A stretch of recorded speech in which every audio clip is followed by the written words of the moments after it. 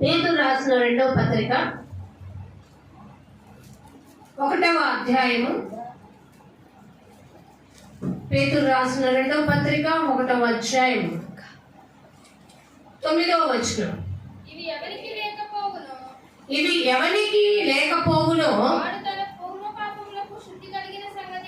అదండి, అక్కడ బాగా గుర్తు పెట్టుకోండి. 8వ వచనం నుంచి కూడా ఒకసారి చదువుమా. ఇవి మీకు కలిగి విస్తరించిన ఎడల అంటే అక్కడ మీకు ఏమి కలిగి విస్తరించాలని చెప్తున్నాడు? అది తెలియాలంటే మీకు 5వ వచనం నుంచి తెలియాలి. ఆ హేతువు చేతనే మీ మట్టుకు మీరు చాలా జాగ్రత్త గలవారై ఉండాలి. మీ విశ్వాసములో మీ గుణం ఎలాంటి గుణమై ఉండాలి? మంచి గుణము గలవారై, ఆ మంచి దేవుడిచ్చిన ఆ గుణమును బట్టి దేవుడు ఇచ్చిన జ్ఞానాన్ని పొందుకునే వారిగా, ఆ జ్ఞానమును సంపాదించుకుంటే ఎలా ఆశని నేను కంట్రోల్ చేసుకోవాలి, నిగ్రహము కలిగి ఎలా జీవించాలి. ఎందుకంటే ఈ మనసు అంట అడియాసలు కలిగి జీవిస్తుందంట. అడియాసలు అంటే చాలా కోరికలు ఉంటాయి ఈ మనసుకి, కానీ అన్నీ కూడా చేయజాలినవి కావు. కాబట్టి ఈ అడియాసలుని మనం ఏం చేయాలి? శరీరానుసారంగా ప్రవర్తించడానికి మనం శరీరానికి ఏమన్నా రుణస్థులము కాము, అంటే బాకీ ఉన్నవారము కాము. ఎవరికి రుణస్థులం చెప్పండి? దేవుడికి రుణస్థులం అండి. ఎంత చెల్లించినా కూడా దేవుడికి మనం రుణస్థులమే. ఎందుకంటే దేవుడు తన అమూల్యమైన రక్తమును చెందించి మనల్ని కొని, నీవు నాకు విలువైన సొత్తు, నీలో నా మీద ఉన్న విశ్వాసము అమూల్యమైనది, కాబట్టి నువ్వు విశ్వాసం నుండి తొలగిపోమాక అంటున్నాడు. ఫస్ట్ అక్కడ చెప్పిన మాట, విశ్వాసము కలిగి జీవించాలి, నీ గుణము సద్గుణముగా ఉండాలి, సద్గుణములో నువ్వు జ్ఞానము కలిగి జీవించాలి, జ్ఞానములో నీవు ఆశా నిగ్రహాన్ని తెచ్చుకోవాలి, ఆశా నిగ్రహంలో నువ్వు సహనాన్ని కోల్పోకూడదు. అర్థమైందండి? ఇప్పుడు ఆశని ఒక జ్వరం వచ్చినాడు ఉన్నాడు అనుకోండి, ఎదుటి వాళ్ళు ఎవరన్నా వాళ్ళకి తినకూడని ఎదుటి వారు తింటున్నాడు అనుకో, జ్వరం వచ్చినాడు ఏం చేస్తాడు? ఆశిస్తాడా? ఆశించడా? నాకు చాలా ఇష్టం, కొంచెం బట్టి ఏమవుదలే అంటారు. వాడు ఏమవుదలే తినాలనే కోరిక ఒక్కటే ఉంటది, కాంక్ష. కానీ వాడు తింటే ఏమైతో ఎదుటి వాడికి తెలుసు. కానీ ఏం చేస్తారు తెలుసా? ఇదిగో మరి చిన్నపిల్లలు అయితే మరీ ఊరిస్తుంది తింటారు కదా, అమ్మయ్యా నువ్వు తిరగబట్టడం వల్ల నీది కూడా నాకే దక్కింది అనుకొని ఏం చేస్తారు? ఆ ఎదుటివాడి బలహీనతను వాడుకొని చక్కగా తింటూ ఉంటే ఆశను కంట్రోల్ చేసుకున్న వాడు ఏం చేస్తాడు? తిరుగుబాటు చేస్తాడు, సహనాన్ని కోల్పోతాడు. కోల్పోయి ఏం చేస్తాడు? ఇక ఫైటింగ్ మొదలు పెడతాడు, పోరాటం చేస్తాడా లేదా? అప్పుడు ఏమంటారు? అసలు వాళ్ళు ఎంటర్ అవుతారు. అసలు తేవటమే నా బుద్ధి తక్కువ, తెలిసి కూడా తెచ్చేటప్పుడు నా బుద్ధి తక్కువ. ఎంత వారు వచ్చేస్తుంది అప్పుడు? ఆలోచించారా అండి? సహనం అనేది అవసరం, ఆశని కంట్రోల్ చేసుకునేది ఉండాలి. అందుకని మీరు ఒక్కొక్కసారి టెస్ట్ చేసుకోండి, మీ ఆశ ఎంతవరకు మీరు కంట్రోల్ చేసుకోగలుగుతారో టెస్ట్ చేసుకోండి. మీరు తినకూడని మీ ఎదుటి పెట్టినప్పుడు, ఇప్పుడు డయాబెటిక్ ఉన్న వాళ్ళకి తినొద్దన్న స్వీట్లే తినాలనిపిస్తుంది, కానీ ఎదురుగా వచ్చినప్పుడు కూడా ఏం చేయకూడదండి? అలా ఉండదు. ఎవడో కావాలని తీసుకొచ్చి నా ఎదురుగా పెట్టాను, ఎందుకంటే వాడికి నేను తింటానని తెలుసు, కానీ నా దగ్గరే పెట్టాను. నేను నువ్వు అదుపులో చేసుకోలేవా? నీ నోరు కంట్రోల్లో ఉంటే నీ ఆరోగ్యం కంట్రోల్లో ఉండాలి. దాన్ని ఆశని నిగ్రహం చేసుకోవాలి. అబ్బా అవును ఈ స్వీట్ బాగుంటుంది, ఒకప్పుడు తినే తెచ్చుకున్నావు, అది ఏంటి? కంట్రోల్ చేసుకున్నట్టు. అలా కాకుండా నువ్వు దాన్ని చూడగానే టెంప్ట్ అయిపోయి ఆహా తినాలనిపిస్తుంది అని తీసుకొని తిన్నావంటే నువ్వు ఏమైపోద్ది? ఇదిగో నువ్వు అక్కడ పెట్టడం వల్ల నేను తిన్నాను, నువ్వు తినడం వల్ల ఇప్పుడు నాకు షుగర్ పెరిగిపోయింది, డబుల్ అయిపోయింది నీ వల్లే. అంటే దాన్ని ఏమంటారు? కంట్రోల్ లేకపోవడం సహనాన్ని కోల్పోవడం. అందుకనే మనం ఎప్పటికప్పుడు మన ఆశని, మన సహనాన్ని, మన విశ్వాసాన్ని డెఫినెట్గా కూడా మనం టెస్ట్ అనేది చేసుకోవాలి. ఏది తీసుకొచ్చి పెట్టినా నాకు పడంది, నేను దాన్ని ముట్టను. దేవునికి విరోధమైనది ఏది కూడా నేను ఆశించను. యోసేపు గారు అదే అంటారు కదండి, స్వయాన ఒక రాజు భార్య వచ్చి మరి ఏ విధంగా తన్ని ప్రపోజ్ చేసినా కూడా, బలవంతం చేసినా కూడా యోసేపు గారు ఏమన్నారు, ఇది తగనది, నా తండ్రి దృష్టికి నేను విరోధముగా నడుచుకోను. మరి ఎవరి కాలంలోనే ఉన్నాడుగా. చాలా మంది అంటారు, మనస్తులేండి, పోనేంటి, వదిలేయండి. అయ్యో బుద్ధి లేని కూడా ఆ మాట అంటే వాళ్ళు ఇంకా ఎంకరేజ్ చేస్తున్నట్టే. ఎవరి కాలంలోనే మనం వారి యొక్క కొమ్మలను, అడ్డుగా వస్తున్న కొమ్మలను ఏం చేయాలి, నరికివేయాలి. అందుకే దేవుడు ఏమన్నాడో తెలుసా, మీరు నా దగ్గరికి వచ్చి మొదలుపెట్టండి, నేను నిజమైన ద్రాక్ష వలని మీలో ఫలింపని ప్రతి తీగను కూడా నేను ఏం చేస్తాను తెలుసా, నరికి పారేస్తా. ఫలించే తీగ మరి ఎక్కువగా ఫలింపాలని, మీలో ఫలాభివృద్ధిని కలుగు చేసేవాడిని కూడా నేనే అని దేవుడు చెప్తున్నాడు. మరి ఆ అభివృద్ధి పొందుకోవటానికి మనం వెళ్ళాలి. అక్కడ దాకా వెళ్ళాలంటే మనం ఎక్కడ స్టార్టింగ్ లోనే మెట్టి వెనక్కు తీసుకుంటే ఎట్లా, సహనాన్ని కోల్పోతే ఎట్లా? అందుకే దేవుడు ఒక మాట, వండర్ఫుల్ మాట, మీ సహనముని నీకు తెలియటం కాదు, అందరికీ తెలియబడాలంట. సకల జనులకి నీ సహనమును తెలియబడనీయుడి. అది చాలా వండర్ఫుల్ అండి. ఇప్పుడు నా ముందు తీసుకొచ్చి ఏది పెట్టినా నా సహనాన్ని నేను కోల్పోను. నా ఆశని నేను నిగ్రహించుకోగల శక్తిని దేవుడు నాకు ఇచ్చాడు అనుకోవాలి. ఇంకోటి చెప్తున్నాడు చూడండి, సహనమును,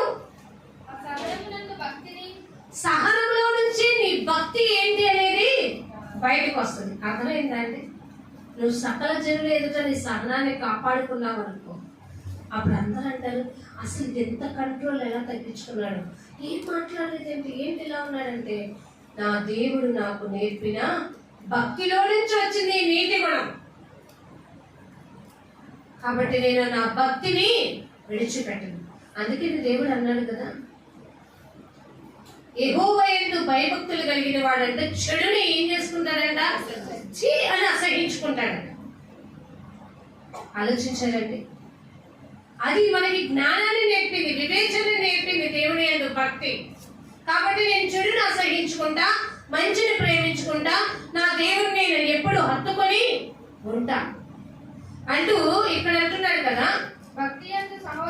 భక్తిలో నేను ఎప్పుడు నా సహోదరులతో ఐక్యతతో కలిగి జీవించడం ఇష్టం. ఎందుకంటే నా దేవుడు నాకు నేర్పాడు. ఏమని? కీర్తన 133:1 స్టార్టింగ్ లో ఏముంది? సహోదరులు ఐక్యత కలిగి ఉండడం ఎంత మేలో, ఎంత మనోహరమో. ఇందులో ఇద్దరు పిల్లల్ని ఐక్యత చూడలేము, అవునా కాదు? ఇద్దరు పిల్లలు పెంచాలంటే ఇంట్లో వాళ్ళిద్దరి మధ్య ఆ సఖ్యతని, ఆ బాంధవ్యాన్ని పెంచడానికి తల్లిదండ్రుల మధ్య వారైపోతుంది. ఎందుకంటే మీరు ఇలా ఉండకూడదంటే, అవునులే నీకు వాళ్ళే ఇష్టం, నేను కాదు అంట. అమ్మ నువ్వు ఇలా ఉండకూడదని అమ్మాయికి చెప్తే ఈ మధ్య అన్నిట్లో అమ్మాయిలు ఫస్ట్ అంటున్నారని అమ్మాయిలు కూడా ఏమాత్రం ఇక వాడంటేనే ఇష్టం, ఈ పోరు మా ఇంట్లోనూ ఉంది. అలా కాదండి, time barrens and situation depends upon. ఆ సిచ్యువేషన్ బట్టి, ఆ పరిస్థితిని బట్టి ఎవరిని ఎట్లా ఏం చేయాలి, ఎవరిని వాచ్ చేయాలి, ఎవరిని సమర్థించాలి అనేది పేరెంట్స్ యొక్క లక్షణం. అలా కాకుండా పేరెంట్ కూడా డీవియేషన్ తో ఆలోచించారంటే అది చాలా తప్పుని, అది మగ వాళ్ళైనా ఆడవాళ్ళైనా తప్పుని తప్పుగానే పేరెంట్స్ ఖండించే వాళ్ళగా ఉండాలి. కానీ సహోదర ప్రేమ అనేది ఇద్దరి మధ్య కనపడాలి. చాలా జాగ్రత్తగా అది ఆ బాంధవ్యం అనేది ఏర్పడితేనే, ఎప్పుడు కూడా వాళ్ళ మధ్య ఉన్న బాంధవ్యమే ఏం చేస్తుందంటే ప్రతి పరిస్థితుల్లో ఆదుకునేదిగా ఉంటుంది.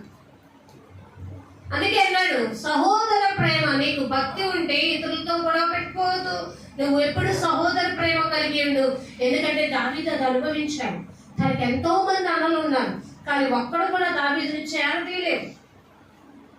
దావీదుని చాలా చిన్న చూపు చూసేవాళ్ళు. దావీదుని ఎప్పుడు పశువులోకి మేపడానికే పంపించేవాళ్ళు. అందుకే దావీదు బోరుగా ఏడుస్తూ రాసుకున్న మాట, అందరం కలిసి ఉంటే ఎంత బాగుండో కదా.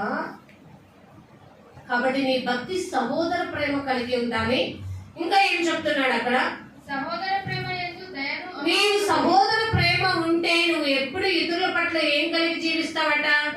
దయను అమర్చుకొనుడి. ఇన్ని లక్షణాలు దేవుని బిడ్డలు మర్చిపోకుండా అమర్చుకోవాలి. ఇల్లు చక్కగా అమర్చుకోవడం నీకు తెలుసు, నీ కొన్న బట్టలు నువ్వు చక్కగా అమర్చుకోవడం నీకు తెలుసు, నువ్వు కొనుక్కున్న ఆభరణాలు చక్కగా అమర్చుకోవడం తెలుసు. కానీ దేవుడు చెప్పిన గుణగుణ లక్షణాలు వాటిని చక్కగా నీ హృదయంలో అభ్యసించుకొని పెట్టుకొని మనసును పెట్టుకొని అమర్చుకోవడం తెలియలేకపోతే నువ్వు మోసంలో పడిపోతావు, దాంపికంలో పడిపోతావు. అందుకని దయను ఏమన్నాడు తెలుసా? అమర్చుకోండి అన్నాడు. ఇప్పుడు సామెతలు 3వ అధ్యాయంలో అక్కడ దయను సత్యమును గురించి మాట్లాడుతూ ఉంటారు చూడండి. దయను సత్యమును ఎన్నడూ కూడా ఏం చేయాలట?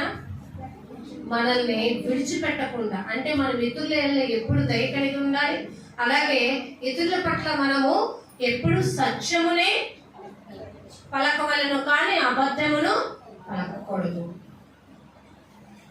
అందుకనే వాటిని ఎప్పుడు విననీయకము. 2వ లైన్ ఏమంటాడు? వాటిని ఎలా ధరించుకోవాలట అండి? కంఠానికి ఆభరణలాగా ధరించుకోండి. ఇక్కడ కూడా అదే అన్నాడు కదండి. మీరు అమర్చుకోండి వాటిని. ఇతరుల పట్ల ఎలాంటి లక్షణాలు నేను కలిగి జీవించాలి, ఆ కలిగి జీవించే జీవితమే నా భక్తిని తెలియపరుస్తుంది. అయ్యో ఇంత మంచి లక్షణం ఎలా వచ్చిందంటే అప్పుడు అన్నాడు, నా దేవుడు నాకు నేర్పిన లక్షణం. అవునా, ఏ దేవుడిని ఆరాధిస్తాను నేను? నా యేసే నాకు నేర్పాడు. దయ కలిగి జీవించటం, సత్యమున మరి అలవాటు చేసుకోవడం, ఎప్పుడు సహనాన్ని కలిగి జీవించటం, నేను ఎప్పుడు ఆశని నిగ్రహం చేసుకోవటం, ఇవన్నీ నాకు దేవుడు నేర్పాడు. ఇప్పుడు పేతురు రాసిన 2వ పత్రిక 1వ అధ్యాయం 8వ వచనంలో మనకి నేర్పుతున్నది ఏమాట అంటే, ఇవి మీకు కలిగి విస్తరించిన ఎడల, ఇవన్నీ లక్షణాలన్నీ ఒక్కొక్కటి ఏవైతే మనకి పేతురు గారు మాకు తెలియపరిచారో అవన్నీ కలిగి ఏం చేయాలంటండి? విస్తరించాలి. How is it possible? ఇప్పుడు ఏమంటారంటే, అరే మనం ఒక్కొక్క పైసా కూడా కట్టుకుంటేనే మనం అనుకున్నది సాధించగలుగుతాంరా అని తల్లిదండ్రులు అనుకుని పిల్లల్ని ఏం చేస్తారు? బుజ్జగిస్తూ దాచిపెడుతూ ఒక్కొక్క మెట్టు తాయాలనుకుంటారు. దేవుడు కూడా అదే అంటాడు. నువ్వు కూడా ఈ ఒక్కొక్కటి కనుక నీ హృదయంలో పెట్టుకొని వాటిని కనుక విస్తరింప చేసుకున్నామనుకో, అప్పుడు ఏమవుతుంది అంటున్నాడు? ప్రభువైన యేసు క్రీస్తును కూర్చిన అదండి అనుభవ జ్ఞాన విషయంలో ఇవన్నీ ఉంటే యేసుక్రీస్తుని కూర్చిన అనుభవ జ్ఞానం మనకు దొరుకుతుందట. ఇప్పుడు నువ్వు రక్షింపబడ్డావు, జ్ఞానంలోకి వెళ్ళావు, కానీ నీకు అనుభవ జ్ఞానం రాలేదు అంటే నువ్వు ఇంకా వీటిని అనుసరించట్లేదు. నువ్వు వాక్యం అనుసరిస్తున్నావంటే నీలో ఈ గుణగణాలు కనపడాలి. ఈ ఎక్స్పీరియన్స్ ఇన్నేళ్ళ రక్షణ జీవితంలో, నీ భక్తి జీవితంలో నీకున్న ఎక్స్పీరియన్స్ ఏంటి? నీ అనుభవం నీకు ఏం నేర్పుతుంది? నువ్వు అనుభవ జ్ఞానంలో ఏం నేర్చుకున్నావు? దేవుని ఏంటో సమస్య వస్తే తొలగిపోవాలనా, లేకపోతే ఎటువంటి సమస్య నుండైనా దేవుడు నన్ను విడిపించడానికి సమర్థుడు అని నమ్ముతున్నావా? అయ్యో ఏంటి, చాలా లక్షణాలు, చాలా ఇబ్బందులు చూసా, వాటన్నిటి నుంచి విడిపించిన దేవుడు ఇక ముందు కూడా నన్ను ఆదుకొని విడిపించటానికి సమర్థుడు అని నమ్మగలిగే స్థితిలోకి వెళ్ళగలగాలి. అందుకని అంటున్నాడు, ఈ అనుభవ జ్ఞాన విషయంలో అదండి. ఎందుకు నాకు ఇవన్నీ అనుభవం కావాలంటే మనము కొన్నిసార్లు వీటిని మర్చిపోయి సోమరులు అవుతాం, నిష్ఫలం అంటే చేతకాని వారము అయిపోతాం. అది మీరు నోట్ డౌన్ చేసుకోండి. దేవుడి గురించిన అనుభవ జ్ఞానం నాకు రావాలి. ఒక బండి నడిపేవాడికి బండిని గురించిన ఆ విషయాలు తెలియపోతే ఏమంటారు? వాడు ఆపదలో చిక్కుకుంటాడు. అరే నీకు బండి తోడడం తెలియనప్పుడు ఎందుకు రా వాడుతున్నావు అంటాం. అదే తెలుసా వాడికి తెలుసండి అని చెప్పగలుగుతాం. దేవుడు మనకు అదే చెప్తున్నాడు. నువ్వు బ్రతికినంత కాలము కూడా సోమరిగా ఉండకుండా, ఉపయోగం లేనివాడిగా, నీ స్వప్రయోజనాన్ని నువ్వు చూసుకునేవాడిగా ఉండకుండా ఉండాలంటే క్రీస్తు యేసుని కూర్చిన అనుభవ జ్ఞాన విషయం నీకు అవసరం. అది ఆ అనుభవ జ్ఞానం నిన్నేం చేస్తుందంటే క్రీస్తులో నడిపిస్తుంది. అప్పుడు ఇవన్నీ పొందుకుంటే అదే అంటున్నాడు, ఇవి ఎవరికి లేకపోవునో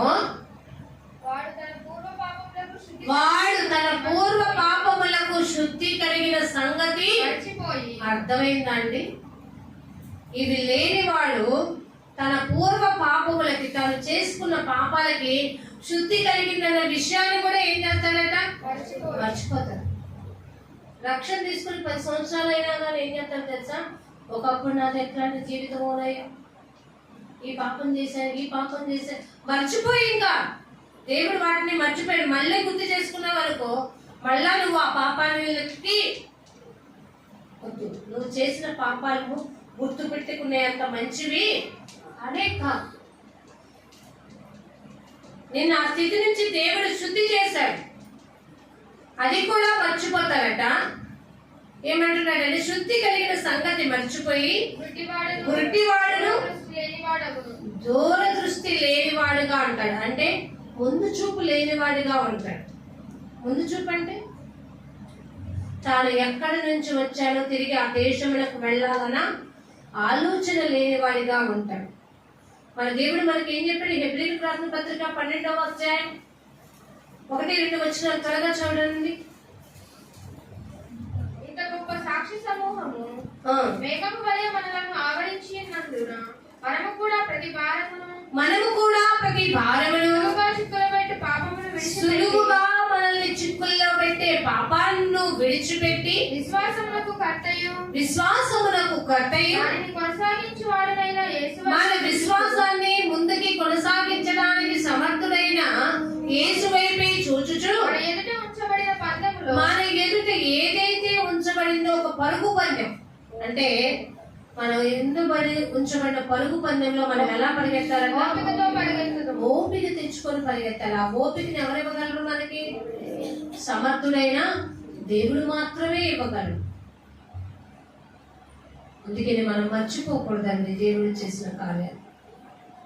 మన మనుషుల్లో కూడా చూస్తాం, అంటాం కదా, నేను దానికి ఎంత మేలు చేశాను, వాడిని ఎంత ఆదరించాను, వాడిని ఎలా చూశాను, అవన్నీ మర్చిపోయాడే, ఇప్పుడు నన్నే బలపరచకుండా పోయాడే అనుకుంటాం. మరి నీ కోసం రక్తం కార్చిన దేవుడు నీ కోసము తన దేహమునంతా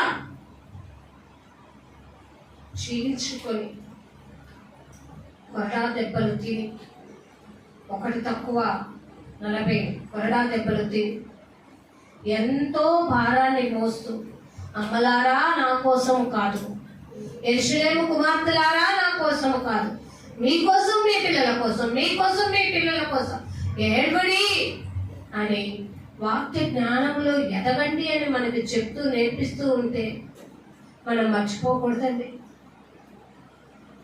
వెంబడించాలి యేసుని. వెంబడిస్తూనే ఉంటేనే నిన్ను సోమరులో నుంచి బయటికి తీసుకొస్తుంది. అందుకని సామెతల గ్రంథం 6:6 ఏమంటారు చెప్పండి?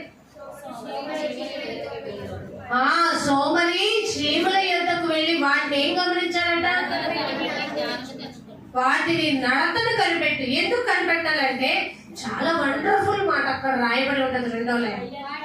వాటికి న్యాయాధిపతి లేకున్నను, పై విచారణకర్త లేకున్నను, వేసవి కాలంలో వాటి దొరుకు సమయంలోనే వాటి ఆహారాన్ని అవి ఆలోచించారా? చిన్న జీవులేనండి చీమలు. వాటిని ఎందుకు ఇలా చేస్తామని విచారించడం లేదట, ఒక న్యాయాధిపతి లేదట. కానీ వాటి సమయాన్ని అవి చూసుకొని చక్కగా తిన్నగా వాటి ఆహారం కోసం వెతుకుతూ వెళ్ళిపోతాయట. మరి మనకి కావాలి జీవాహారం. భూమి మీద ఉన్నప్పుడే దేవుడు తనకి సమయాన్ని మనకి ఇచ్చాడు. మరి దాన్ని ఉపయోగించుకోవాలి కదా. ఉపయోగించుకోవడం లేకపోతున్నామని మనల్ని సోమరులు అని చెప్తూ వాటి దగ్గర కన్నా వెళ్ళి బుద్ధి తెచ్చుకో. అవి చూడు ఎంత చక్కగా ఉంటాయో. ఇంకా బుద్ధి ఎక్కడ తెచ్చుకోమంటున్నాడు చూడండి. మత్తయి సువార్త 6వ అధ్యాయం అంటాడు కదా, ఆకాశ పక్షులను చూడుడి, అవి విత్తము కోయము కొట్లలో కూర్చుకోవు. మనుషులారా మీరు విత్తుతున్నారు, కోసుకుంటున్నారు, తిరిగి సంపాదించుకుని కొట్లలో కూడా దాచుకుంటున్నారు. కానీ ఆకాశ పక్షుల కంటే మీరు నాకు బహు శ్రేష్ఠులు కారా? అర్థమైందండి? మీరు కానీ ఓన్లీ శరీర స్వప్రయోజనం కోసమే తినడానికి, త్రాగడానికి, కూర్చుకోవడానికి శ్రమ పడుతున్నారు. భూమి మీద ఉన్నప్పుడు మీకు అది అవసరమే, కానీ అది ఒక్కటే మీకు అవసరం కాదు. దేవుని జీవాహారమే ఇప్పుడు విషయంలోనూ రాబో విషయంలో కూడా నేను కాపాడుతుంది. నిష్ప్రయోజకుడు అవ్వకుండా నీకు ఉపయోగకరంగా మారుతుంది. అందుకనే అక్కడ అంటాడు కదండి, సామెతల గ్రంథం 3వ అధ్యాయం ఒకసారి చూద్దాం చూడండి. నువ్వు కంఠాభూషణాలుగా వాటిని ధరించుకుంటే వాటిని ఎప్పుడూ కూడా మర్చిపోకుండా ఉంటావు అంటూ 5వ వచనంలో అంటాడండి, స్వబుద్ధిని ఆధారం చేసుకొనక. అసలు విషయం అదండి. ఏ బుద్ధిని ఆధారం చేసుకోకూడదు. దేవుడు నీకు ఇచ్చే బుద్ధి నీ వాడుకో. ఆ బుద్ధి దేవుని అడగాలి. మనుషులందరిలో మంచి బుద్ధి ఉండదు. ఒకటి దేవుడు చెడు బుద్ధి ఉంటుంది. ఒక చెట్టుకి మంచి కాయలే కాయవు కదండి. ఒక కడుపును పుట్టిన బిడ్డలు అందరూ మంచి బుద్ధి గలవారు అనే అవ్వరు. అందుకని మన స్వబుద్ధిని మీద మనం ఆధారపడద్దు. ప్రతి విషయమందు కూడా ప్రార్థన విజ్ఞాపనల చేత మనం ఎవరి మీద ఆధారపడాలి? దేవుని మీదే ఆధారపడి ప్రతి విషయంలో కూడా దేవుని చేత మనం ఏం చేయాలో తెలుసా? దేవునిలో ఎదుగుతూ దేవుని సాక్షులుగా జీవిస్తూ మనం ఏమవ్వాలి? ప్రభువా నాకు ఈ సమస్య వచ్చిందయ్యా, దేవా నా సహాయమునకు రావా, నాకు ఆలోచన చెప్పవా, నడవలసిన మార్గాన్ని నాకు బోధించవా అని మనం ఏం చేయాలట? దేవుణ్ణి అడగాలి. మన పితరులు దేవుడిని అడగలేదట, ఆయన ఇచ్చే ఆలోచన కొరకు కూడా కనిపెట్టలేదట. యెహోషాపాతు మీదకి 4 దేశాల నుంచి యుద్ధానికి అతని మీదకి, అతని రాజ్యం మీదకి చుట్టుపక్కల ఉన్న రాజ్యాలందరూ ఏకతాటిగా అతని మీదకి, ఆ రాజ్యం మీదకి యుద్ధానికి వస్తే యెహోషాపాతు ఏం చేశాడో తెలుసా? ఏం చేశాడో తెలుసా అండి? తను డిసైడ్ అయ్యింది ఏంటో తెలుసా? వెళ్ళి వీళ్ళతో పోరాటం చేసేద్దాం అనుకోవాలి. చస్తే చస్తాను, పోతే పోతాను అనుకోవాలి. ఆలోచించుకున్నాడు. తన స్వబుద్ధిని ఆధారం చేసుకోక ఏం చేశాడు తెలుసా? హృదయపూర్వకంగా దేవుని మీద ఆధారపడడం నేర్చుకొని మనసు నిలుపుకునే వాడే దేవుని మందిరంలోకి వెళ్ళి ఆ ఉత్తరాన్ని ఏం చేశాడు తెలుసా? ఏదైతే యుద్ధం మీదకి వస్తున్నామని పంపించాడో ఆ ఉత్తరాన్ని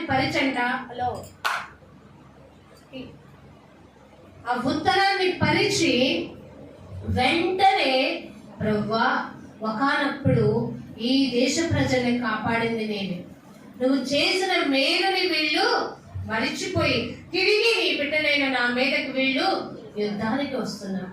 కాబట్టి ప్రభువా నాకు న్యాయం తీర్చడం. భలే వండర్ఫుల్ వర్డ్స్ వాడతాడు కదండి. నేను దిక్కుతోచని పరిస్థితుల్లో ఉన్నాను, నా వల్ల కానే కాదు, నీకే వదిలిపెడుతున్నాను ప్రభువా, నీవే నాకు సహాయములకు రమ్ము. చూసారండి, తన స్వబుద్ధిని ఆధారం చేసుకోకుండా దేవుని మీద ఆధారపడటం వల్ల దేవుడు ఎలా వండర్ఫుల్గా అతనికి సహాయం చేశాడు తెలుసా? ఒక ప్రవక్త ద్వారా అతని దగ్గరికి సమాధానం పంపాడు. ఏమనంటే, మీరు జస్ట్ దేవుని కీర్తనలు పాడుకుంటూ యుద్ధానికి వెళ్ళిపోండి. అర్థమైనా? దేవుని స్తుతిస్తూ యుద్ధానికి వెళ్ళిపోండి. పంక్తులుగా నిల్చోండి, వరుసగా నిలబడండి, పాటలు పాడుకుంటూ యుద్ధానికి వెళ్ళిపోండి. అక్కడ వెళ్ళిపోయినప్పుడు అసలు ఆ విషయం అంట, ఆ వచ్చిన శత్రువులే వారికి వారే రివర్స్ అయిపోయి కొట్టుకునే పరిస్థితికి వెళ్ళిపోయింది. కానీ జయము మాత్రం ఎవరికి ఇచ్చారు? యెహోషువ పాత్ర రాజ్యం మీద విజయం వచ్చింది. దేవుని ఆశ్చర్య కార్యాలు అలా ఉంటాయి. అందుకని మన స్వబుద్ధితో అడగకూడదు. ఎప్పుడు దేవుని మీద ఆధారపడాలి. దేవుడి ఆలోచన కొరకు కనిపెట్టాలి. మర్చిపోయేవారుగా ఉండకూడదు. చూడండి, ఇంకొక మాట మీకు తెలియపరుస్తాను. సామెతలలోనే సామెతల గ్రంథం 3లో 6వ వచనం, అధికారము దేవునికి ఇచ్చే. మన ప్రవర్తన అంతట్లో కూడా అధికారం ఎవరికి ఇవ్వాలి? ఇప్పుడు చిన్నపిల్లడికి ఏదైనా మనం చెప్తున్నాం అనుకో, అంతా నీ ఇష్టమేనా, నా ఇష్టం కాదా అంటున్నారా లేదా? చిన్నపిల్లాడికి అరే అది కథలనే చేసుకోవాలంటే అంతా నీ ఇష్టం వచ్చినట్టు చేయాలి అంటే వాడు ఏమన్నాడు? నాకు అధికారం ఉంది అంటున్నాడు. వదిలేస్తాం, చెప్తాం, కానీ వాడు మనల్ని ఎంత అన్నా కానీ వాడికి బుద్ధి ఒక్కసారి చెప్పినప్పుడు వినకపోతే 1కి 10 సార్లు మంచి ఏదో నువ్వు నేర్పించాలి. ఆలోచించుకోండి జాగ్రత్తగా. నా బిడ్డ ఎన్నిసార్లు చెప్పినా వినడండి అంటే వదిలేస్తే అది నీ తల్లి స్థానాన్ని నిలపదు. నువ్వు కన్నావుగా, మురిసిపోయావుగా నాకు బిడ్డలు ఇచ్చారని. మరి మురిసిపోయిన నీవే నీ బిడ్డ గుణగుణ లక్షణాల గురించి బాధపడితే ఎట్లా? ఎలాంటి కష్టమైనా భరించైనా సరే వారిని తెల్లని దారిలో పెట్టాలి. అది నీకు దేవుడిచ్చిన బాధ్యత.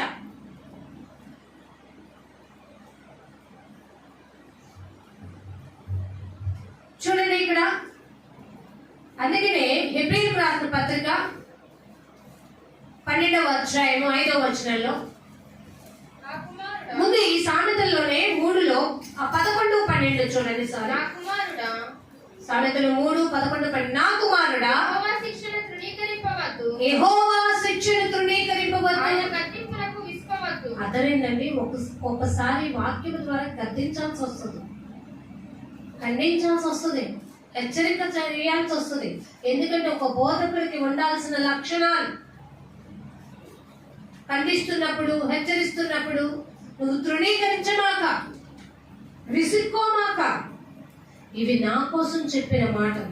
నా ఆత్మ సరిగా తాను దయచేసిన దేవుని యొద్దకి వెళ్ళడం కోసం చెప్తున్న మాటలు కాబట్టి నేను విసుక్కోకూడదు, వాళ్ళ మీద సనుక్కోకూడదు. నా హృదయాన్ని నా దేవునికి ఇష్టమైన రీతిలో నేను అర్పించేవాడిగా ఉండాలి. అది 12వ వచనంలో అంటాడు, తండ్రి తనకు ఇష్టడైన కుమారుని గద్దించు రీతిగా యెహోవా తాను ప్రేమించిన వారిని ఏం చేస్తాడు? కాబట్టి అందుకనే సామెతలు 1 అంటాడు కదా, నా గద్దింపునకు మీరు లోబడక పోతిరి అంటాడు. నా గద్దింపు విని మీరు నా వైపుకి తిరగకపోతిరి అంటాడు. అందుకని ఆయన వాక్యము మనకి గద్దింపు. ఆయన వాక్యము ఆయన ప్రేమను తెలియపరుస్తుంది. ఆయన వాక్యము వాత్సల్యాన్ని చూపిస్తుంది. ఆయన వాక్యము దేవుల్లో ఉన్న దయ అలాంటితో చూపిస్తుంది. ఆయన నీతి మార్గాన్ని అనుసరిస్తే మనం ఎలా వృద్ధి చెందుతామో నేర్పిస్తుంది. ఆయన నీతి మాటలు వింటుంటే మనం ఎంత నెమ్మదిగా సుఖముగా బ్రతకగలమో మనకి తెలియపరుస్తుంది. కాబట్టి గద్దింపుకు విని మనం ఏం చేయాలట? తిరగాలట. ఇంకా అక్కడ అంటాడు, తండ్రి తను ఇష్టడైన కుమారుని గద్దిస్తాడు. అంతేనా కాదు ఈ రోజుల్లో? కానీ లోకంలో ఇలా జరగట్లా. తండ్రి తనకి ఇష్టమైన కుమారుడు ఏది చేస్తుంటే సరేరా నాన్న, సరేరా నాన్న, వాడు తప్పు చేస్తున్నా కూడా అది ప్రేమ కాదండి. వాడిని నువ్వు పతనానికి గురి చేస్తున్నావు. వాడు అంతా చేసేసాక, తప్పు చేసేసాక, శిక్షలోకి వెళ్ళాక అయ్యో నా కుమారుడు ఇలా అవుతాడని నేను అనుకోలేదు అంటే అప్పుడు కాదు నువ్వు ఏడవలసింది. ఆడు తప్పు చేసినప్పుడే ఏడవాలి. అందుకని ఒక్కొక్కసారి మనకి దేవుడు మనకు శిక్ష వేస్తాడు. సమస్యల ద్వారా, ఆలోచించారా, అనారోగ్యాల ద్వారా మనకు ముళ్ళు పెట్టకపోతే మనం మాటే. అందుకని దేవుడు మన జీవితాల సుఖదిక్కాలనేవి ఉంచాడు. అంతా సాఫీగా సాగుతుంది అనుకోండి, దేవుని గుర్తు చేసుకుంటారా? ఈ రోజంతా సంతోషంగా గడిపామనుకో, అబ్బా ఆ సంతోషంలో తేలిపోయి ఆనందంగా ఉంటూ రేపు కూడా ఇలాగా సంతోషంగా ఉండాలి అనుకుంటాం. అందుకని దేవుడు మనకు రెండు నేర్పాడు. మీ సంతోషమును దుఃఖమునకును, దుఃఖమును సంతోషమునికి మార్చుకోండి. ఎందుకంటే మీకు ఆ రెండింటి విలువ తెలియాలి. ఆ విలువ తెలియకపోతే మీరు ఏమైపోతారంటే పడిపోతారు ఆపదలు.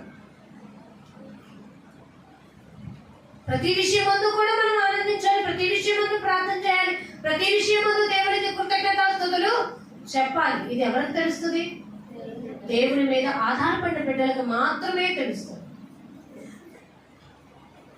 అందుకే హెబ్రీ 12:5 నా కుమారుడా, హెబ్రీ 12:5 నా కుమారుడా ప్రభువు చేయి శిక్షను తృణీకరించుకుము. ఏమంటున్నాడండి? ప్రభువు చేసే శిక్షను తృణీకరించుకుము. నువ్వేమంటావు? నాకేం శిక్ష వేయమాకు అని అనకము, విసుక్కోముఖము, తృణీకరించకము. ఆయన నిన్ను గద్దించినప్పుడు విసుకకుము. ఆయన దేవుడే నిన్ను గద్దిస్తున్నప్పుడు నీవు విసుక్కోమాక. ప్రభువు అంటారు. ఎంతసేపు చెప్తారు ఈ వాక్యం? ఎంతసేపు చెప్తారు? ఎంతసేపు వినాలి? అసలు నీకు ఎంత అర్థమైంది? విసుక్కోమాక, జాగ్రత్తగా విను, సహనంతో కనిపెట్టుకో. ఏం కావాలో దేవుడు నీకు ఏం నేర్పిస్తున్నాడు దాన్ని అంతా తీసుకుని ఒక గొంతులో డబ్బులు దాచుకున్నట్టుగా నీ హృదయం మందు వాటిని ఏం చేయమంటున్నాడు తెలుసా? భద్రం చేసుకో. చదువమ్మ, కంటిన్యూ చేయండి. ప్రభువు తాను ప్రేమించిన వారిని శిక్షించి స్వీకరించే ప్రతి కుమారునికి దండించును. కూడా దండించును. అందుకే దండనతో కూడిన శిక్షణ మీకు అవసరం. ఒక పోలీస్ ఆర్మీలో జాయిన్ అయ్యాడంటే వాడికి శిక్షణ లేకుండానే, ఆ శిక్షణలో దండన లేకుండానే వాడు ఆ స్టేజ్కి వెళ్తాడా? పనిష్మెంట్. చిన్న తప్పు చేసిన వాడికి ఎంత దండన వేస్తారు? అషమాషి కాదు, అవి భరిస్తారు. ఆ దండనలు ఇష్టం. కానీ దేవుడు ఇచ్చే దండనలో నువ్వు పనిష్మెంట్ అనుభవించువా? దేవుడికి ఏ విషయంలో నువ్వు తక్కువ చేస్తున్నావో తెలుసుకోవా? దేవుడికి ఇచ్చే వాటిలో తక్కువ చేయకూడదు, దేవునికి సమయం ఇచ్చే వాటిలో తక్కువ చేయకూడదు. చూడండి, అదే సామెతల గ్రంథంలో మనకు నేర్పుతాడు. సామెతలు 3:9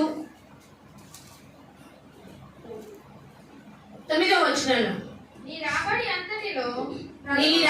ఎంతటిలో ప్రథమ ఫలమును నీ ఆస్తిలో భాగమును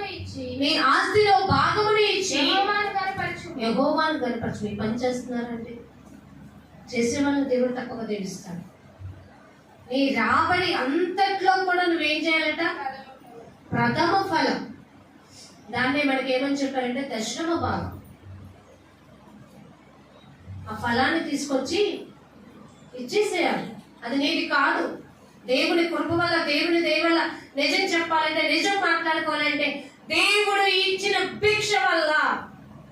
ఎబ్రీలో అలా అంటాడు, శరణాగతులమయ్యా. దేవుడు ఇచ్చే భిక్ష వల్ల మనం బ్రతుకుతున్నాం. కాబట్టి అది కూడా ఆశించి బ్రతకొద్దు. ఆ ప్రథముడు ఇచ్చేసే, అది ఎప్పుడైనా సరే నీకు ఆదుకుంటుంది. తిరిగి ఆ రాబడి, ఆ ప్రథఫలం నీకు ఎలా ఇస్తాడో తెలుసా? దేవుడు దీవెనగా ఇస్తాడని మేకా గ్రంథంలో ఉండదు. దీవెన పొందుకుంటావా? నీకు దీవెనలు కావాలంటే ఆ ప్రథమ ఫలాన్ని దేవుడికి ఇచ్చేసాయి. దేవుడిని నువ్వు ఆశించావంటే నీలో ఏమి లేనట్టు? ఆశా నిగ్రహం అనేది లేనట్టు అనుకుంటాం. దేవుడికి ఇచ్చేది అయితే ఇదే ఉంటే నేను ఎంత బాగా చేసుకోవచ్చు. దుర్బుద్ధి నీలో పుట్టిస్తాడు. ఎవడు? అపవాదికి అవకాశం ఇయ్యకుడి, వాడిని ఎదురించుడి. దేవుని ఇలా తీసుకొని ఆ ప్రథమ ఫలము దేవుని యొక్క సన్నిధిని మీరు అనుకోవచ్చు, ఇచ్చేయన్న వాళ్ళకి ఇచ్చేది కాదు, దేవుడికి ఇస్తాము. ఎందుకంటే మీ గురించి ఆహారనిశలు కష్టపడుతున్నాం కాబట్టి. సేవ జీవితం అంటే ఆశామాషి ఏం కాదు. ఇలా గంట సేపు నుంచొని మాట్లాడడం అంటే అది మీకు ఎలా సరదాగా అనిపిస్తుందా? 5 నిమిషాలు బస్ స్టాప్ లో నుంచోగలుగుతారు, కానీ ఇక్కడికి వచ్చి 5 నిమిషాలు పాటలు పాడేటప్పుడు మీరు ఎలా ఎట్టానుకొని ఎలా చెందుతాడు? కానీ ఈ శక్తిని బలాన్ని ఎవరిస్తున్నారు? దేవుడే. జాగ్రత్తగా ఉండండి. దేవునికి ఇచ్చేయండి. మీకు కావాల్సిన దీవెనలు మీరు పొందుకోండి. ఇంకో మాట అంటాడు కదా, అలా ఇవ్వడం వల్ల ఏం పొందుకుంటానయ్యా అంటే, ఇప్పుడు నీ కొట్లలో ధాన్యము సమృద్ధిగా నుండును, నీ గానుగల నుండి క్రొత్త ద్రాక్షారసము పైకి పొరలి, అంటే నీకు ఏది కొదువు కాకుండా నేను చూసుకుంటా. నువ్వు నన్ను నమ్ముకున్నావు కాబట్టి, దేవుని నమ్ముకున్న బిడ్డలు ఎప్పుడు ఆయన భిక్షమెత్తుకునే స్థితిలో ఉంచట. దేవుడు మనకి బుద్ధి నేర్పుతున్నాడు. ఎలా ఉండాలో మనకి బుద్ధి నేర్పుతున్నప్పుడు అలా ఉండడానికి కనుక మనము ప్రయత్నం చేసి దేవుడి బిడ్డలుగా ఉన్నప్పుడు ఆయన భక్తి కలిగిన బిడ్డలమని ఉంటాం. అదే ఆ భక్తి జీవితంలో మనం లేదనుకోండి, నిష్ఫలులు వీళ్ళు వారి దేవుని వాక్యానుసారమైన జీవితంలో లేనివారు అనిపించుకునే స్థితికి వెళ్ళాల్సి వస్తుంది. కాబట్టి మన బుద్ధి విషయమే మనం చాలా జాగ్రత్త పడాలి. ఇందాక మనం చెప్పుకున్నాం కదండి, ఆసక్తి విషయంలో మనకి ఏ అనుభవ జ్ఞానం ఉండాలట? క్రీస్తు గురించిన అనుభవ జ్ఞానం మనలో లేకపోతే మనం నిష్ఫలం అయిపోతాం. క్రీస్తు మనకి నేర్పించాడు, మంచి ఏంటో నేర్పాడు, బుద్ధి ఏంటో నేర్పాడు, ఏది నీకు జ్ఞానాన్ని ఇస్తుందో నేర్పాడు, ఏది వివేచన ఇస్తుందో నేర్పాడు. ఇప్పుడు జీవము కంటే రాబో జీవం విషయంలో నువ్వు ఎందుకు జాగ్రత్త పడాలో చెప్పాడు. మరణములు దేవుని వశంలో ఉన్నాయని చెప్పాడు. కానీ ఆ మరణాన్ని తప్పించుట నా వశంలో ఉంది అని కూడా దేవుడు చెప్తున్నాడు. ఇవన్నీ దేవుడు మనకు నేర్పినప్పుడు దేవుని దగ్గర మనం ఏం చేయాలో తెలుసా? శిరస వహించేయాలి. ఎందుకయ్యా నీ బిడ్డనైనా నన్ను ఇంతగా ప్రేమించా? యోగ్యత లేని నాకు యోగ్యతనిచ్చా. ఎలాంటి దానినైనా కానీ, ఎలాంటి వాడైనా కానీ, అతను ఎలాంటి వాడినైనా కానీ దేవుడంట అతన్ని తీసుకొని అతనిలో ఉన్న ఆ చెడునంతా బయటికి తోసేసి మంచివానిగా చేసుకోగలగాలి. అందుకే దావీదు గారు ప్రార్థన చేస్తారు కదా 51వ కీర్తనలో, దేవా శుద్ధ హృదయం నాకు దయచేయ్యా, నన్ను హిమము కంటే తెల్లగా. అబ్బాయి ఎంత బాగా అడుగుతున్నాడు చూసారండి. ఎందుకంటే నాది పాపపు బ్రతికే, పాపపు జీవితమే. నేను మర్చిపోయిన పూర్వం నుండి నాకు చేసిన మేలు, కానీ నా స్వబుద్ధిని ఆధారం చేసుకొని చేయకూడని పాపం ఇప్పుడు చేశాను, నాకు తెలియపరచు. కాబట్టి ఆ పాపము నిమిత్తమే నీ పాదములు ఎంత చేరి వేడుకుంటున్నాను. ద వండర్ఫుల్ మాట అంటాడు, బలులు అర్పిస్తాను కానీ నువ్వు ఇష్టపడవు. దేవుడానికి ఏం కావాలో తెలుసా? విరిగి నలిగిన మనసే నీకు ఇష్టమైన బలి. కాబట్టి నాకు నీ కోసం నా మనసులో ఉన్న ఆశని నేను చంపేసుకుంటాను ప్రభు. నువ్వు కోరుకున్నదేదో నేను నీకు ఇచ్చేస్తాను. చాలా మంది తమ బుద్ధి విడిచి తప్పులు చేస్తున్నారండి. దానివల్ల తమ జీవితంలో కష్టాలు అనేవి తెచ్చిపెట్టుకుంటున్నారు. ఆ మాట యెషయా గ్రంథంలో వండర్ఫుల్ గా రాయబడి ఉంటుంది. చూడండి, యెషయా గ్రంథము 47వ అధ్యాయం.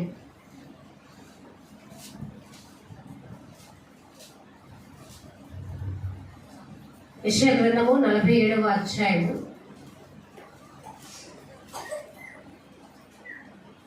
10వ వచనం. ఈ చెడుతనమును నీవు ఆధారం చేసుకొని. ఏం ఆధారం చేసుకున్నారంట అండి ఇక్కడ వీళ్ళు? కానీ దేవుడు మనల్ని ఏ ఆధారం చేసుకోమన్నాడు? సామెతలు 3:5లో చెడుతనాన్ని ఆధారం చేసుకునేవాడు తన స్వబుద్ధిని ఆధారం చేసుకున్నాడు. కానీ దేవునిని ఆధారం చేసుకునేవాడు ఏం చేస్తాడో తెలుసా? తన హృదయాన్ని ఈ యొక్క లక్షణాల నుంచి తప్పించుకుంటాడు. నీవు నీ చెడుతనమును ఆధారము చేసుకుని ఎవడును నన్ను చూడడు అని అనుకుంటివి. నేనున్నాను, నేను తప్ప మరి ఎవ్వడూ ఇక్కడ లేడనుకొని నీవనుకొనున్నట్లుగా నీ విద్యయు నీ జ్ఞానమును అదేంటండి, విద్య జ్ఞానం మనకి ఏం తెచ్చిపెట్టాలి? సంస్కారాన్ని నేర్పాలి కదా, ఎక్కడ ఎలా నడుచుకోవాలో వివేచన నేర్పాలి కదా, ఎప్పుడు ఏం చేయాలో జ్ఞానము తెలివి కావాలి కదా. పెద్దవాళ్ళు కొంతమంది అంటారు, అరే ఎప్పుడు ఎలా మాట్లాడాలో తెలియలేదా, బుద్ధి లేదా అంటారు. అంటే సమయానుకూలతను మనము పాటించాలి. ఈ లోక జ్ఞానం, ఈ లోక విద్య మనకి ఉపయోగకరం కాదు. దేవుని జ్ఞానాన్ని, దేవుడిచ్చే తెలివికై, దేవుడిచ్చే వివేచనకై మనం మొరపెడితే మనం చిగురిస్తామండి. ఎండిపోయినను చిగురిస్తాం. ఎప్పుడైనా ఎండిన మొక్కను చూసారా మీరు? ఆకులన్నీ రాలిపోయి ఎండినట్టు కనపడతా ఉంటుంది. అయ్యో దీని స్క్రీన్ అయిపోయిందేమో, చచ్చిపోద్దేమో అని అనుకున్నప్పుడు మనలో ఒక ఆశ, కొంచెం నీళ్ళు పోద్దాం బ్రతుకుతుందేమో అనుకున్నప్పుడు దానిలో నీళ్లు పోసినప్పుడు అది చిగురులు వస్తుంటే ఎంత బాగుంటుందో తెలుసా? ఎప్పుడైనా ఆ ఎక్స్పీరియన్స్ పొందుకోండి. ఎండిపోయిన ఉరికి లాంటి మన జీవితాలని దేవుడు తన అమూల్యమైన రక్తం అనే ఆ రక్తపు పొట్టును మనం వేసి మన ఆత్మీయ జీవితాన్ని ఏం చేశాడు తెలుసా? వెలిగింపజేశాడు. దేవునికి స్తోత్రం చేద్దామా? ఆలోచించారండి, జాగ్రత్తగా ఉండండి. అందుకే నరుని ఆత్మ యెహోవా పెట్టిన దీపం. ఆ దీపాన్ని కాపాడుకోవడం నీ వల్ల కాదు. నీ తెలివి, నీ జ్ఞానం, నీ విద్య నీకు సపోర్ట్ అవ్వదు. దేవుని దగ్గరికి రా, దేవుని ఆధారం చేసుకో, అప్పుడు నీవు వాటన్నింటినీ కూడా పొందుకోగలుగుతావు. అవి కనుక కలిగి విస్తరించితే నువ్వు దేవుని యొక్క వాక్య జ్ఞానములో ఉంటావు. అవి లేకపోతే నువ్వు అంటావంట, నేను నా చెడుతనాన్ని ఆధారం చేసుకుని ఎవడునూ నన్ను పిచ్చోడు అనుకుంటాడు, అజ్ఞానుడు అనుకుంటాడు. అజ్ఞానుడు ఎప్పటికప్పుడు ఏమంటాడు తెలుసా? నేను జ్ఞానిని అంటాడట. చూడండి, యెషయా గ్రంథం 5వ అధ్యాయంలో మాట్లాడదు. యెషయా గ్రంథం 5వ అధ్యాయం 21వ వచనంలో, తమ దృష్టికి తాము జ్ఞానులమని, తమ దృష్టికి తాము జ్ఞానులమని, తమ ఎన్నికలో తాము బుద్ధిమంతులని తలంచుకునే వారికి శ్రమ. తమ ఎన్నికలో తాము ఏమనుకుంటారట? బుద్ధిమంతులము అని ఎన్నుకునే వారికి ఏం రాబోతుంది? ఆలోచించారు. అందుకనే మనము బుద్ధి తప్పినప్పుడు దేవుడు మనల్ని శిక్షించడం కరెక్ట్ అంటారా కాదంటారా? దేవుడు శిక్షించకపోతే మనం ఏం చేస్తాం తెలుసా? మన బుద్ధే చెంచిన బుద్ధి, మన మనసే చెంచిన మనసు. అందుకే అలా తప్పిపోకుండా ఉండడానికి మనం ఎప్పుడు దేవుడు దేనిలో మనల్ని వెతుకుతూ ఉండమన్నాడు? దివారాత్రులు ఆయన వాక్యాన్ని ధ్యానించుచు జీవించేవాడు ఏమైపోతాడట? యెహోవా ధర్మశాస్త్రమందు ఆనందించుచు దివారాత్రులు దాన్ని ధ్యానించువాడు ధన్యుడైపోతాడని కీర్తన 1లో మనకు తెలియపరచట్లేదా? వాళ్ళంట ఆ సమస్యలనేవి వచ్చి ఆ వేరుని తగినా కానీ వాళ్ళంట కదల్చబడరాడు. ఎందుకంటే వాళ్ళు స్థిరమైన బండ మీద తమ పునాదిని నిలుపుకున్నారు. కాబట్టి వాళ్ళు విశ్వాసం నుండి తొలగిపోరు, నిరీక్షణ నుండి అసలు తప్పిపోరు. అప్పుడు దేవుడు మనల్ని చూసి అంటాడు, యోబు the wonderful example for us. ఎంత గొప్ప కదా! తన యొక్క స్థితిలో అన్నింటినీ కోల్పోయినా కానీ తన భక్తి తనకి ధైర్యాన్ని పుట్టించినప్పుడు విశ్వాసం నుండి తొలగిపోలేదు. ఒక నిరీక్షణతో చెప్పాడు, ఈలాగు ఈ చర్మము చీకిపోయినా సరే నా కన్నులారా, నా ఆత్మీయ నేత్రాలతో నా దేవుడిని నేను చూస్తాననే నమ్మకం నాకుంది. కాబట్టి నేనేమి దిగులు చెందను, భయపడను అన్నాడట. అలాంటి నిరీక్షణ మనం కలిగి జీవించాలి. అలా విశ్వాసం నుండి ఎప్పుడు సమస్యలను చూసి తొలగిపోకూడదు. క్రీస్తు అనే బండపైనే మన పునాదిని నిలుపుకోవాలి. దేవుడు నీ పక్షమునుండగా నీకు విరోధి ఎవడూ నిలబడడు. ఆ పాపాత్మురాలైన స్త్రీ తీసుకొచ్చి అత్తరుపుటను తీసుకొచ్చి యేసు పాదాల మీద పడేసి కన్నీరుతో ఆయన పాదాలు కడిగి మరి ఏం చేస్తుందంట? ఆ పన్నీరు పూసి ఆ పాదాలను అలా నిమురుతూ ఆ కన్నీళ్లతోనే తుడుస్తూ ఆ తన కురులను వాడి తుడుస్తూ ఏడుస్తూ ఏడుస్తూ ఉన్నప్పుడు అందరూ చూసి ఆమెని అరిచారు, వాదించారు, ఎందుకు ఇలా వేస్ట్ చేశారు. కానీ ఆమె పక్షాన నిలిచింది ఎవరు? అర్థమైందండి? దేవుడు మన పక్షమనుండగా మనకు విరోధి ఎవడు ఉండడు. కాబట్టి దేనికి అలసిపోమాక, సమస్యలు పోమాక, సమస్య రాగానే ఇదేంటి నా బ్రతుకు అనుకోమాక. ఆహా, నాకు ఒక విశ్వాస పరీక్ష వచ్చింది కాబట్టి ఇప్పుడు నేను నా బిడ్డగా, నా దేవుని బిడ్డగా నేను నిలబడి ఆయన సాక్షిగా ఎలాగా ముందుకి కొనసాగాలి, అది నేను నిలబెడతాను. అది నిలబెట్టాలంటే నువ్వు దేవుని సన్నిధానానికి రావాలి, ఆ మాటలు నేర్చుకోవాలి. ఆ మాటలు విన్నదాన్ని బట్టి నీలో విశ్వాసం కలుగుతుంది. విశ్వాసం కలిగిన దాన్ని బట్టి నువ్వు దేవుని సన్నిధికి ప్రార్థన చేయగలుగుతావు.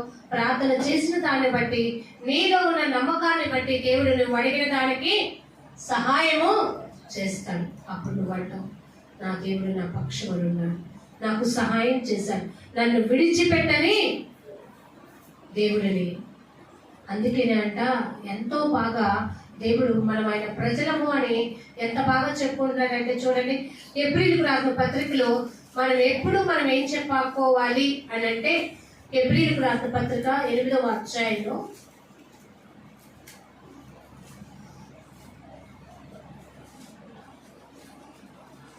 10వ వచనం అండి. ఆ దినములైన తరువాత ఇశ్రాయేలు ఇంటి వారితో నేను చేయబోవు నిబంధన ఏదనగా వారి మనసులో నా ధర్మ విధులను ఉంచెదను. వాళ్ళ యొక్క మనసుల్లో నా ధర్మాన్ని గురించిన కట్టడలు ఏంటో నేను నింపుతాను. వారి హృదయముల మీద వాటిని వ్రాయుదును. నేను వారికి దేవుడనై యుందును. అదండి, నేను వారికి దేవుడినై ఉంటాను, వారు నాకు ప్రజలై ఉంటారు. అర్థమైందండి?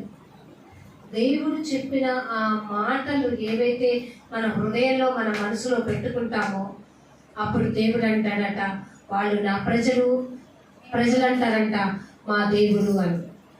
అప్పుడు వాళ్ళని చూసి దేవుడు అంట మురిసిపోతాడంట. కాబట్టి నీ హృదయం అందు నువ్వు దేవుడిచ్చిన ఆజ్ఞలని మరువకుము. మన యొక్క కంటెంట్ అదే కదండి, సామెతలు 3:1 అదే కదా ఉంది. ఒకసారి చదివేసి క్లోజ్ చేసుకుందాం. సామెతల గ్రంథము 3. నా కుమారుడా ఉపదేశమును మరువకుము, నా యొక్క ఉపదేశమును మరువకుము, నా ఆజ్ఞలను హృదయపూర్వకముగా గైకొను. అదండి, నా ఆజ్ఞలను హృదయపూర్వకంగా గైకొను. దేవుడికి ఇచ్చిన ఉపదేశాన్ని మరవక, దేవుడు చెప్పిన మాటల్ని హృదయపూర్వకంగా నువ్వు కనుక విని ఆచరణలో పెట్టుకుంటే మన జీవితాలు ఎంత వెలుగుమయంగా ఉంటాయో, ఆ వెలుగుని నువ్వు గ్రహింపలేని ఎంత శక్తివంతంగా దేవుడు మార్చగలడు. ఈ కొద్ది మాటల్ని దేవుడు మన వెనుకల్లో ఫలింప చేయుగాక. ఆమేన్. అని మూసుకొని ప్రార్థన చేసుకున్నాం. ప్రేమ నమ్మకము కలిగిన మా ప్రేమైన పరలోకపు తండ్రి, యేసయ్య మీకు వందనాలు చెల్లిస్తున్నాం. గొప్ప దేవ, గొప్ప కార్యములు చేయగలిగిన సమర్థుడా, నీ ఆజ్ఞలను మరవక వాటిని గైకుంటే, హృదయం అనే పలక మీద వాటిని రాసుకుంటే, నీ బుద్ధిని ఆధారము చేసుకొని నేను నీ సాక్షులు ఈ భూలోకంలో మేము జీవిస్తే, అది దైవభక్తి అంటూ నేను మాకు నేర్పించి, అది గొప్ప లాభ సాధకం అంటూ నేను మాతో మాట్లాడి నేను నేర్పించినందుకే స్తోత్రాలు. అంతేకాని నీవు నీ చెడుతనం ఆధారము చేసుకొని ఎవరినూ చూడట్లేదులే, ఆహా నా తెలివి, నా జ్ఞానము, నా విద్య నన్ను కాపాడిందిలే అనుకుంటే దేవుడు శిక్షిస్తాడు జాగ్రత్త అంటూ హెచ్చరిక చేశారు. కాబట్టి నీ ప్రేమపూరితమైన మాటలు, నీ హెచ్చరికతో కూడిన మాటలు విన్న మేము ఏది ఉత్తమమో తెలుసుకొని మా జీవితాన్ని అటువైపు మార్గం వైపు తిప్పి, చీమల కంటే, ఆకాశ పక్షుల కంటే, జంతువుల కంటే మీరు నాకు బహుశ్రేష్ఠులు, మీరు నా ప్రథమ ఫలం అని నాయన మీరు మాకు చెప్పినప్పుడు, నీ బిడ్డలమైన మేము ఎలా ఉండాలని మీరు కోరుకుంటున్నారు, అలా ఉండడం మీకు ఇష్టమని మాకు చెప్తున్నారు. కాబట్టి మీరు మా ప్రభువయ్యా, మేము నీ బిడ్డలు సొమసిలిపోకుండా, నిష్ఫలం కాకుండా, వాక్య జ్ఞాన అనుభవ జ్ఞాన విషయంలో పెంపారుచు నీ సాక్షులుగా ఈ భూలోకంలో నేను మేము వెలిగింపబడి ఇతరులు వెలిగింపబడే స్థితిలో ఉండునట్లు సహాయం తెచ్చి నీ కృపను తోడించి భద్రపరచమని విన్న వాక్యం బిడ్డల యొక్క జీవితాల్లో నీరు కట్టి ఫలింపచేయమని ఈ వాక్యం చెప్పడానికి నాకు సహాయం చేసినందుకే నా ప్రక్కన నుండి బలపరిచినందుకే కృతజ్ఞతలు నైనా తెలియపరుచుకుంటూ యేసయ్య అతి శ్రేష్టమైన నామంలో ఈ ప్రార్థన యేసు నామంలో మీకు సమర్పిస్తున్నాం తండ్రి ఆమేన్.